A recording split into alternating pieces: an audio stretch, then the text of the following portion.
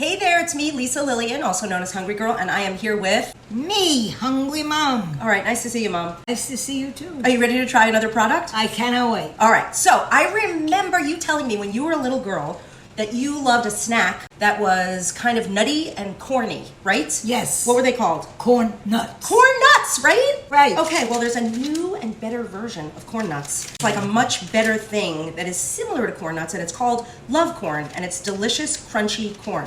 Are you ready to try it? I'm ready. All right, what I love about this, it comes in a bunch of different flavors, and I know you're pretty picky. You don't really like a lot of different flavors. Nope. And you also don't want something that you're gonna eat too much of, so this is a portion-controlled package, only has 120 calories.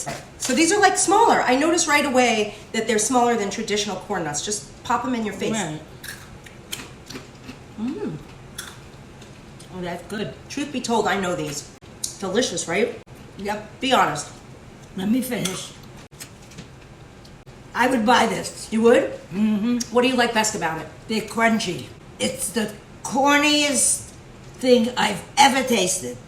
It's chunky and chewy and salty. Crunchy. And good. And delicious. And delicious. Thumbs up? Thumbs up.